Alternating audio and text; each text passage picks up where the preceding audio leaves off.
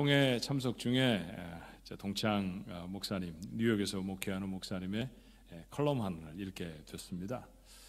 친구가 코로나 테스트를 했더니 늘 음성이 나왔는데 하루는 양성이 딱 나온 거예요.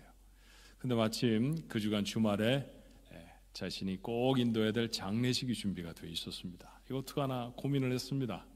그래서 기도를 열심히 하고 한 나흘쯤 지난 다음에 장례식 직전에 다시 검사를 했죠. 여러분 집에서 검사하는 검사 키트 혹시 보셨나요? 이렇게 검사 시액을 넣는 곳이 있고 줄이 생기는 곳이 있는데, 줄이 하나면 음성, 네거티브고요. 줄이 두 개면 포지티브, 양성, 코로나에 걸렸다, 그 뜻입니다.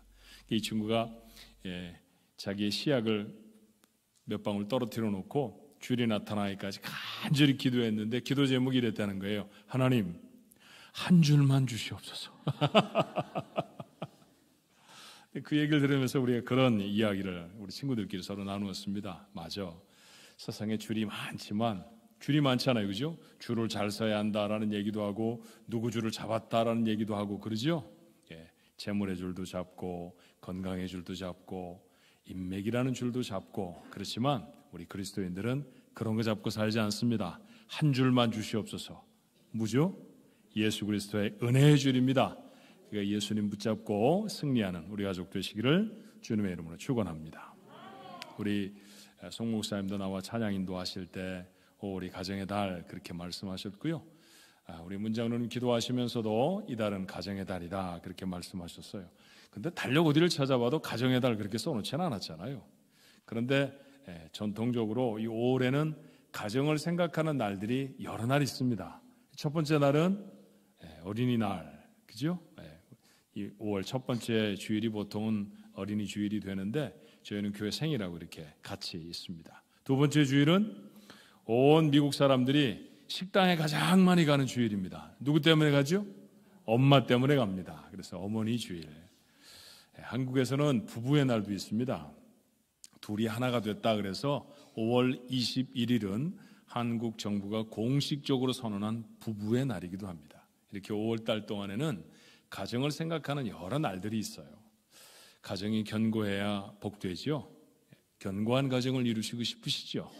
자, 어떻게 하면 그런 가정을 이룰 수 있을까? 여기도 방법은 하나입니다. 세상의 가르침들이 참 많은 것 같아도 우리는 견고한 가정을 이루는 것이 하나의 가르침, 하나님의 말씀의 가르침에 따를 때 견고한 가정이 되는 줄로 믿습니다. 자, 오늘 그 아름다운 가정이 어떻게 세워져야 하는지, 성경적인 가정은 어떤 것인지 한번 말씀을 나눠볼까요? 자, 모든 건물은 기초가 가장 중요합니다. 기초가 든든해야 그 위에 세우는 건축물이 균열이 되지 않고요, 오랜 세월 같이 갈 수 있습니다. 본문의 말씀에 보니 집을 짓는 사람들을 소개하죠. 한 무리의 사람들은 반석 위에 집을 지었습니다. 반석이라는 말, 바위라는 뜻이잖아요, 그렇죠? 근데 바위 위에 집을 짓는 게 쉬울까요? 흙을 구멍을 뚫는 게 쉽습니까? 바위를 구멍을 뚫는 게 쉽습니까? 당연히 흙이죠. 그러니 바위 위에 구멍을 뚫고 기초를 세우고 집을 짓는 것 어려웠을 것입니다. 쉽지 않은 일을 해냅니다. 하지만 또한 무리들은 쉬운 곳에 집을 짓습니다. 모래 위에 집을 짓습니다. 여러분, 모래가 집을 얼마나 짓기 쉬운지 아시죠? 더운 여름날 해변가에 나가면 모래밭에 손 푹 파묻고 위에다가 모래 도둑 올려서 도덕도덕 하면서 부르는 노래 알죠? 두꼬바 두꼬바 흔집 죽게 새집 다오. 그리고 그 한나절 놀면서 집 한 10채 짓고 오잖아요. 그렇게 모래밭에는 집 짓기 쉽습니다. 꼭 그렇게 아이들의 장난스러운 집이 아니라 할지라도 훨씬 잘 파지는 곳이니까 아마 상대적으로 쉽게 지었을 것입니다. 보통 때는 잘 몰랐죠. 그런데 심한 비가 오고 물이 넘쳐날 때, 바람이 거세게 부딪혀 올 때 결과가 달랐습니다. 모래 위에 지은 집 무너져 버렸습니다. 심하게 무너져 버렸습니다. 하지만 반석 위의 집은 무너지지 않았습니다. 오늘 여러분에게 읽어드린 이 말씀은 산상수훈의 마지막 결론입니다. 여러분, 산상수훈, 우리 지나간 한 두 달 동안 송호준 목사님 통해서 수요일 날 팔복에 대해서 공부하셨는데 그 산상수훈의 첫 번째 있는 메시지잖아요. 자, 마태복음 5장 6장, 7장의 말씀을 예수님이 산에 올라가 가르치셨다. 그래서 산상수훈 그렇게 말씀을 합니다. 근데 그 내용은요, 다른 것이 아니에요. 하나님의 부름받은 하나님의 사람이라고 하면 이렇게 살아야 한다. 어쩌면 크리스천의 윤리 헌장, 도덕 헌장과 같은 그런 말씀입니다. 그 어떻게 살아야 한다는 말씀을 쭉 하시고 나서 결론처럼 하신 말씀이 오늘 본문의 말씀이에요. 근데 그 시작이 어땠나요? 24절의 말씀은 이렇습니다.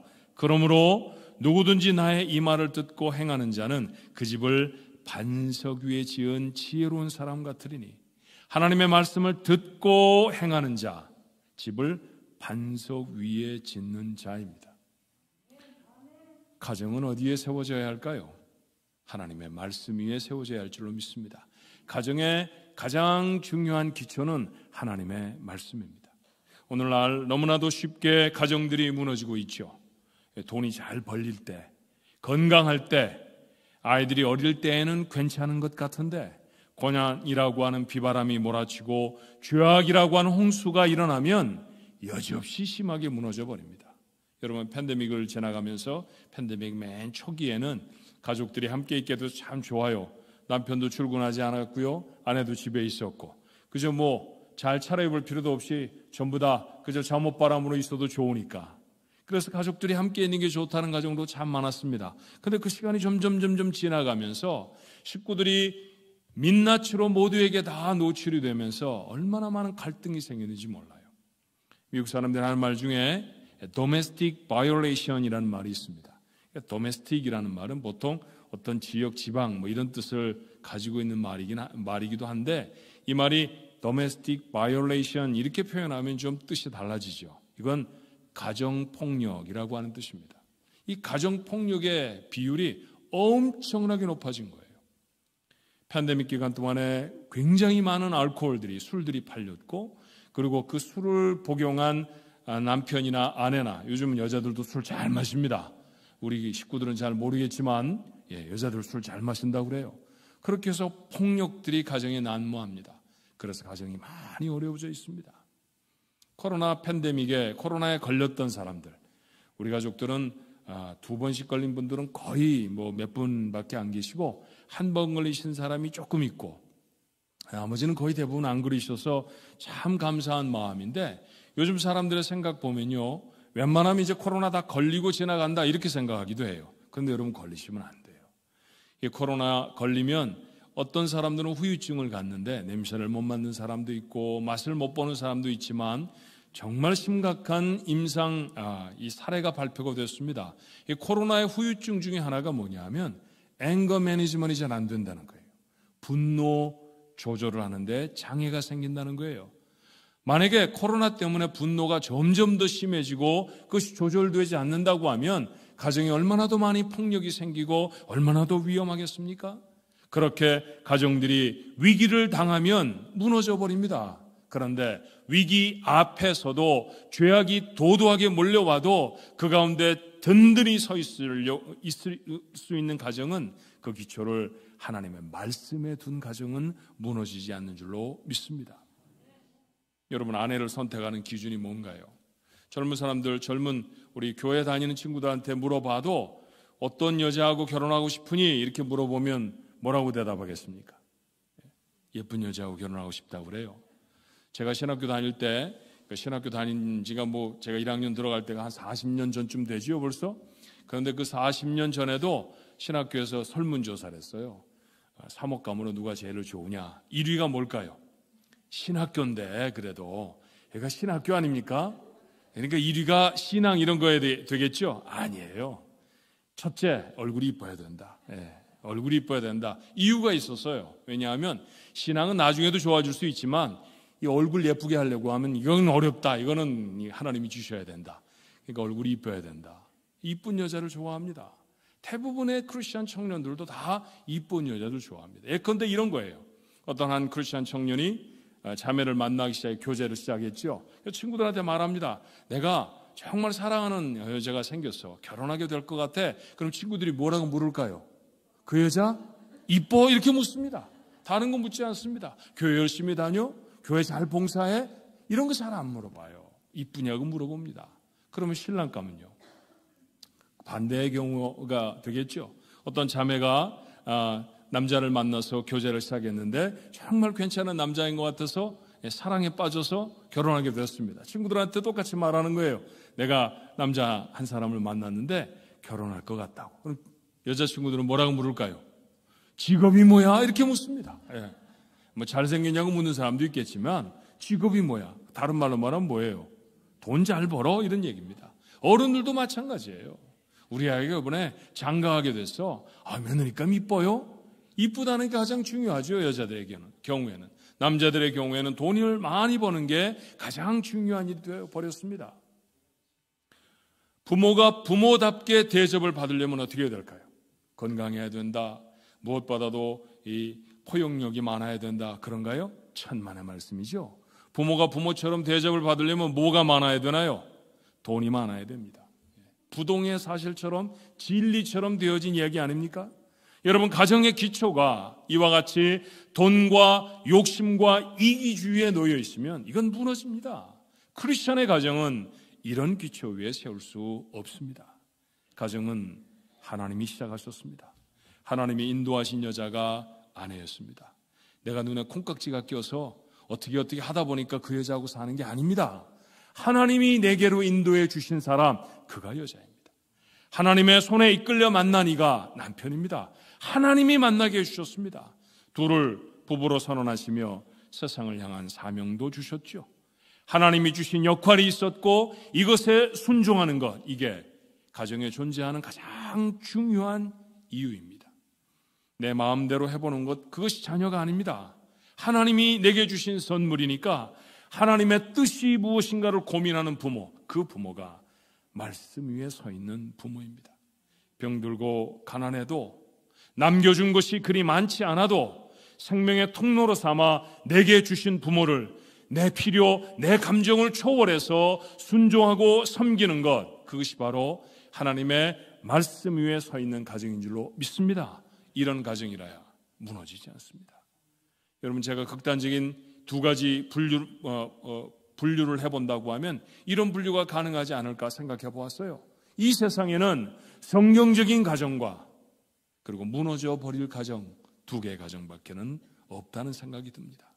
여러분의 가정이 무너지기를 원하시나요? 아무도 그런 사람이 없죠. 견고하게 서기를 원하실 것입니다. 그렇습니까?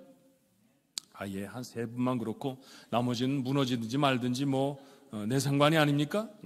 모두가 다 가정이 평안하고 가정이 든든하기를 원하죠. 아무리 돈을 많이 벌고 아무리 건강해도 아무리 사회적인 지위가 높아도 가정이 흔들흔들하면요 행복하지 않습니다. 행복한 삶을 가지려고 하면 그 가운데 가정이 평안해야 되는 것은 반드시 이루어져야 하는 일이죠. 그 평안하고 견고한 가정, 하나님의 말씀의 기초 위에 서 있는 가정이어야 할 줄로 믿습니다.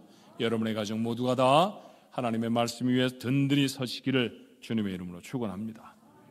반듯한 기초 위에, 기초만으로는 집이라고 할 수 없잖아요. 이제 기둥을 세워야 합니다.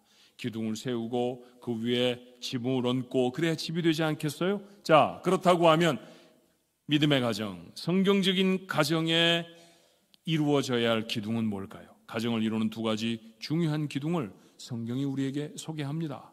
에베소서 5장 22절의 말씀에 보면 이렇게 되어 있죠. 아내들이여 자기 남편에게 복종하기를 죽게 하듯 하라.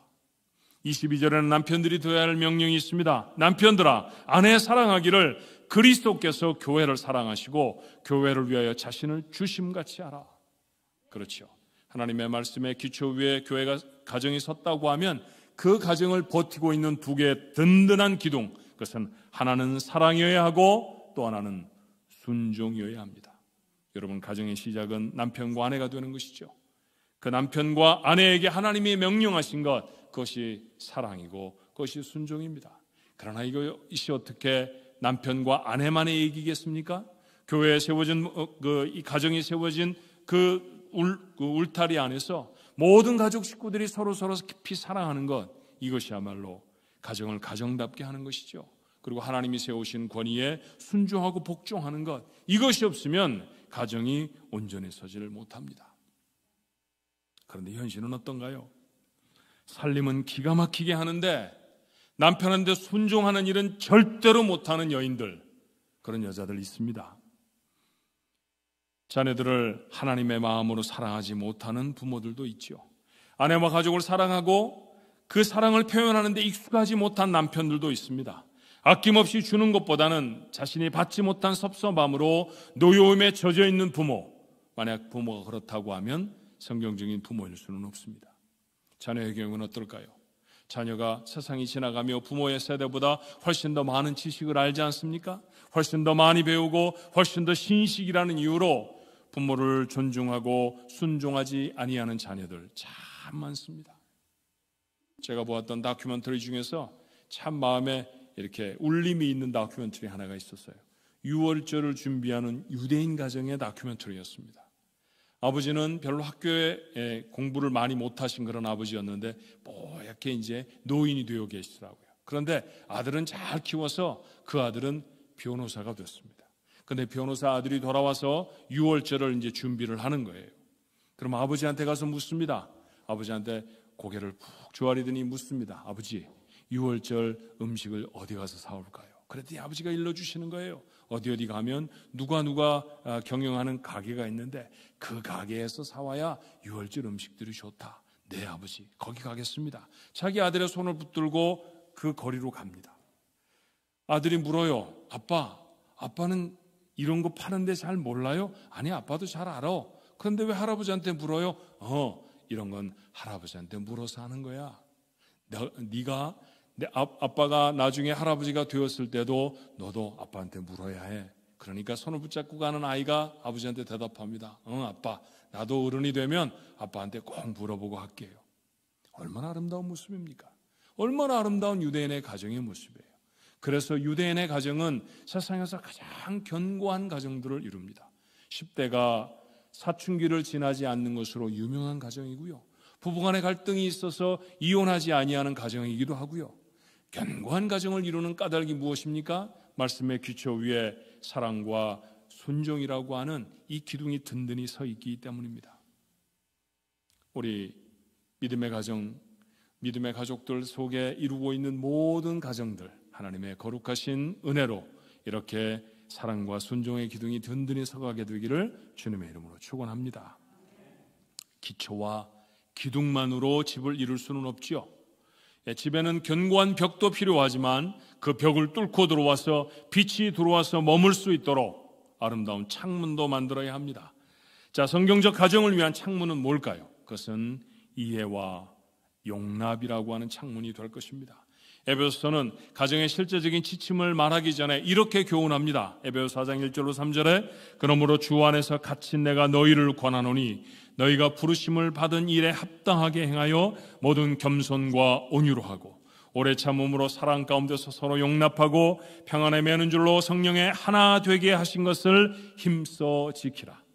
제가 지난주에 우리 교회가 야외 예배를 갔을 때 성령이 하나 되게 하신 것을 힘써 지키십시다. 하나 되게 하신 교회라고 하는 제목으로 이 본문의 말씀을 드렸습니다.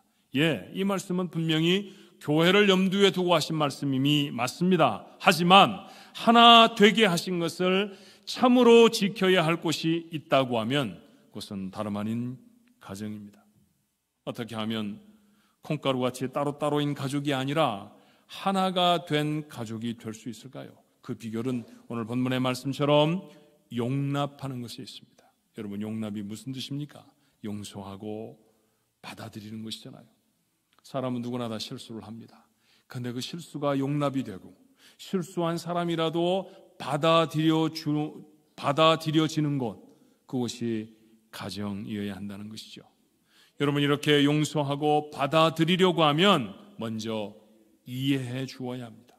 여러분, 이해라는 말의 영어 단어를 아시죠? 이해라는 말의 영어 단어는 understand입니다. understand. 두 단어가 합쳐진 거예요. 아래에 서다라고 하는 뜻입니다. 다른 사람 아래에 서보는 것, 이게 이해를 위해 필요하다는 것이죠. 그런데 히브리어도 비슷한 의미를 가지고 있어요.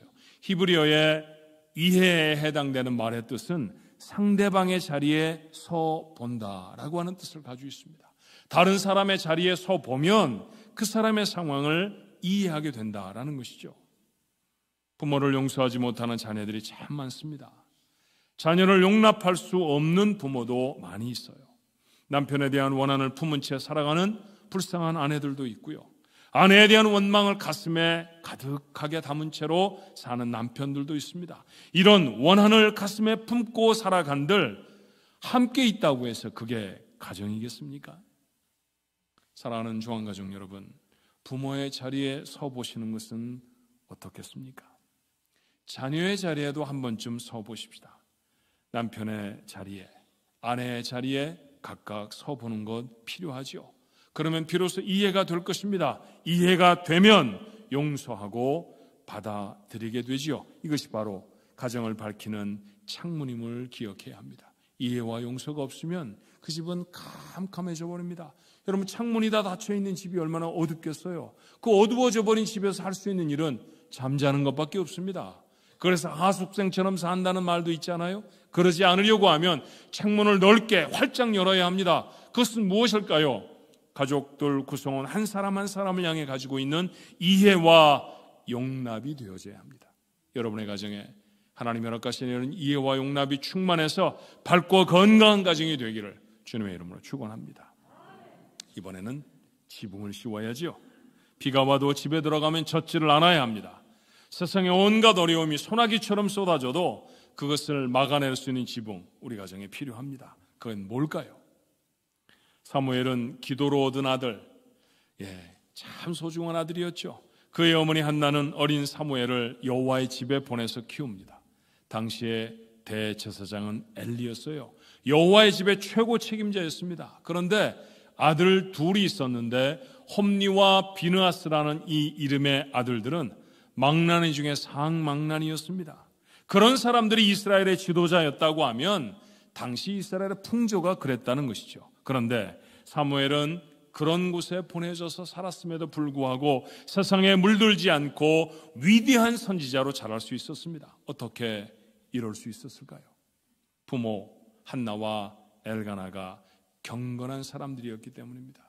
여러분, 한나가 얼마나 원통함이 많습니까? 분인나라고 하는 또 다른 아내에 의해서 계속 마음의 시험을 당하잖아요. 한번 머리채를 쥐어잡고 싸우고 싶은 마음은 없었겠습니까? 그런데 이 문제를 한나를 그렇게 풀어내지 않습니다. 다른 사람에게 가서 분인나의 욕을 하거나 남편에게 참소를 하는 그런 방식으로 이 어려움을 해결하려고 하지 않았죠. 한나가 했던 방법은 무엇입니까? 하나님께 들고 나가 기도합니다. 얼마나 그 기도가 간절했던지 제사장이 보기에는 마치 술 취한 여자가 같이 보일 정도로 그렇게 자신의 모든 것을 다 드려 하나님 앞에 기도합니다. 그런 경건한 여인이었죠.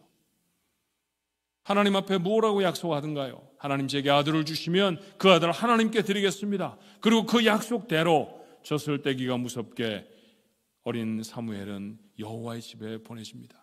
여러분, 젖된 아이를 하나님의 품에 보낸다고 하지만 자신의 품에서는 떨어져 내보내는 것이 엄마의 입장에서는 얼마나 어려웠겠습니까? 그 젖을 뗄 무렵의 아이 되게 이쁘더군요. 정신없이 이쁘잖아요. 할아버지 할머니들이 정신이 홀딱 빠질 정도로 이쁘지 않습니까? 그러니 그 아이를 낳았던 엄마는 얼마나 이쁠까요? 그런데 하나님하고 약속했습니다. 아무리 어려워도 하나님하고 한 약속은 지킵니다. 경건한 여인의 모습입니다. 그렇게 절기가 되면 하나님의 전에 올라가 기도하고 예배하려고 하던 이 아내를 남편 엘가나는 모든 것을 다 동원해 충분하게 후원해 주었습니다. 사무엘의 아버지와 어머니는 경건한 사람들이었죠. 이런 경건한 부모를 두었던 사무엘은 바로 지척에 홈리와 비느하스가 패역한 모습으로 살아가는 모습을 보면서도 물들지 않을 수 있었습니다. 그가 살아가는 세상이 아무리 악하여도 그 악에 물들지 아니하고 경건한 자로 설 수 있었습니다. 하나님 그 경건한 자를 뽑아서 이스라엘의 첫 번째 두 왕들을 세우는 부동의 이스라엘의 지도자로 세우지 않으십니까?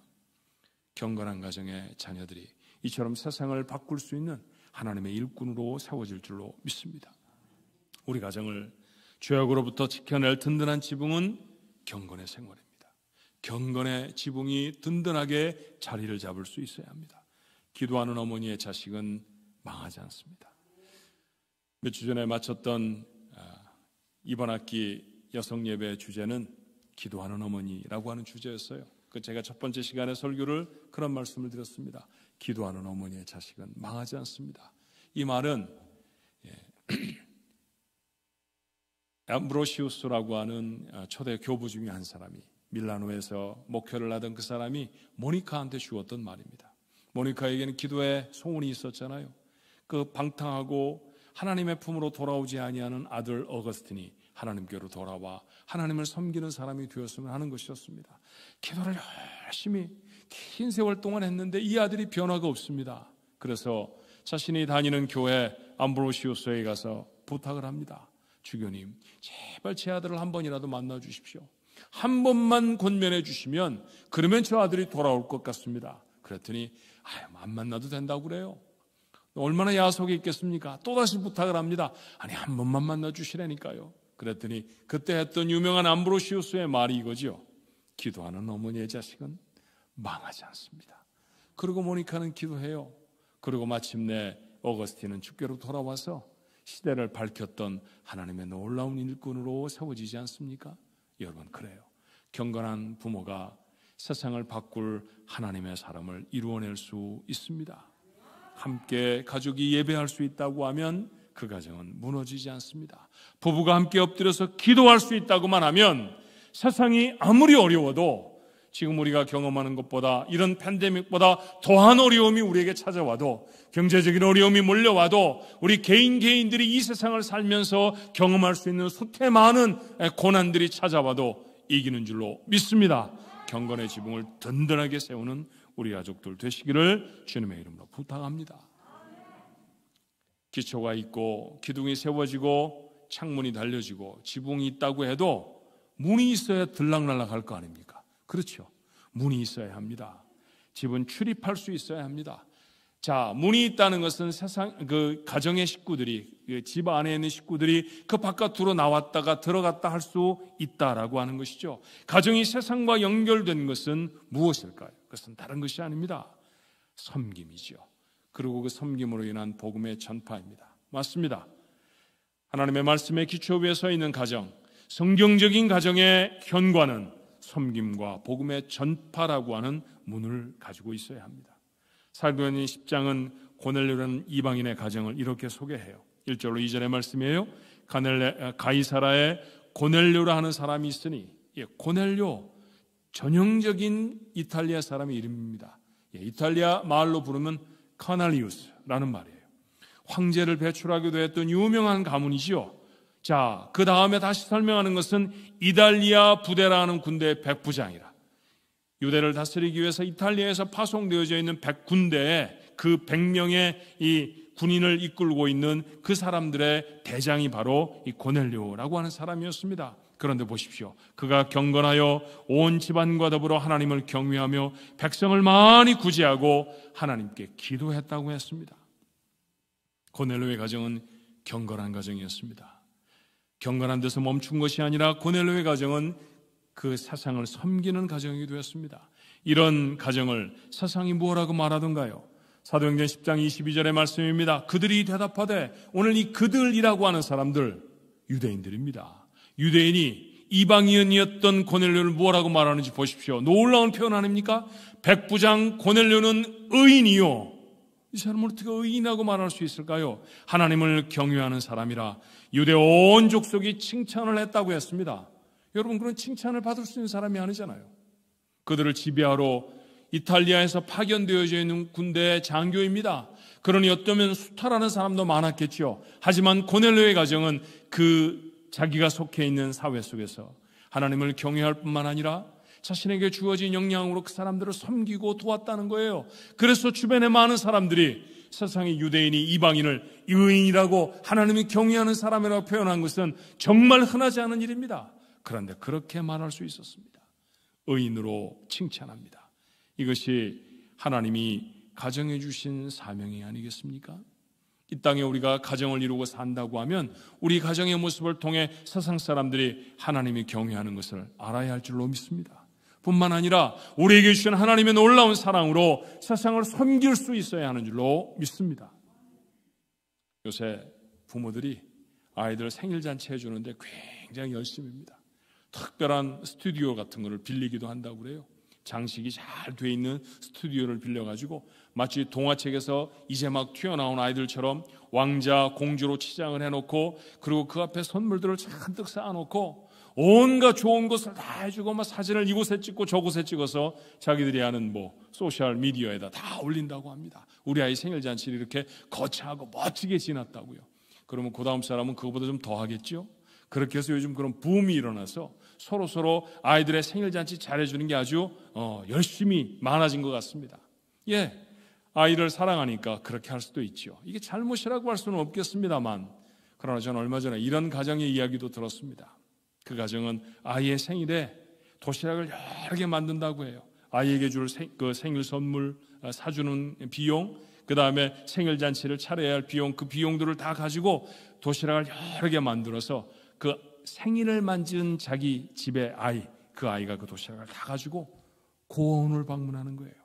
그리고 고아들에게, 부모가 없어서 생일 잔치를 차려줄 수 없는 아이들에게 내 생일이야, 그래서 너희들 위해서 맛있는 음식을 만들어 왔어, 그렇게 하면 나눈다는 거죠. 여러분, 그렇게 크는 아이들이 다르게 자랄 것 같지 않으세요? 정말 세상에 다른 인물들로 세워질 것 같지 않으십니까? 그렇게 세상을 섬기는 가정으로 자라나는 아이들, 그런 가정의 부모들이 있다는 것이죠. 평생을 교직에 봉사하던 부부가 자기들이 가지고 있는 것들을 다 팔아서 시골에 문을 닫아버린 폐교, 이제는 더 이상 학교로 운영되지 않은 학교 건물을 샀답니다. 그리고 그 건물을 개조해서 갈 곳이 없어 이곳저곳을 방황하는 노인들을 자기 부모님처럼 다 모셔다가 지극하게 섬기는 부부도 있더라고요. 얼마나 아름다운 모습인지 모릅니다. 얼마 전에 저희는 우크라이나를 돕는 헌금들을 했습니다. 주일학교 학생들까지 다 하라고 했죠. 그랬더니 어떤 가정에서는 부모가 설명을 하고 아이들이 자기가 모아놓은 용돈에서 헌금을 하게 했다고 해요. 아마 부모가 그렇게 설명을 했을 것입니다. 우크라이나라고 하는 나라가 있는데 그 나라가 전쟁 중이야. 그래서 너희들 같은 나이의 아이들이 부모를 잃어버리고 고아원에 가 있기도 하고 먹을 것도 입을 것도 없어지게 됐대. 우리가 좀 도와야 하지 않겠어? 그랬더니 그 아이들이 자기들 저금통을 가지고 오기도 하고 자기들이 모아두었던 돈들을 가지고 오기도 해서 헌금을 해 주었다는 것이죠. 그렇게 가정들이 함께 돈을 모아서 하나님 앞에 헌금을 한 가정이 우리 교회에도 있었습니다. 그렇게 배우는 아이들, 다른 아이로 자랄 줄로 믿습니다. 내가 갖는 것이 아니라, 나만 갖는 것이 아니라 다른 사람과 나눌 줄 아는 그런 아이들로 키워내는 가정, 그렇게 마음이 열려진 부모가 되어진 그런 믿음의 가정, 그 가정을 통해 하나님은 세상을 바꾸어내실 줄로 믿습니다. 이런 가정이 바로 우리 교회 모든 성도들의 가정이 되시기를 주님의 이름으로 축원합니다. 집을 다 지은 것 같은데 이제 장식을 좀 해볼까요? 비둘기 한 마리 키우는 것은 어떻습니까? 성경에서 비둘기는 종종 성령을 상징하는 말이죠.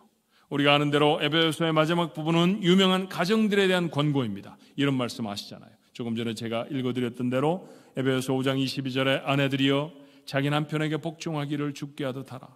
25절에는 남편들이 듣습니다. 남편들아 아내 사랑하기를 그리스도께서 교회를 사랑하시고 그 교회를 위하여 자신을 주심같이 하라.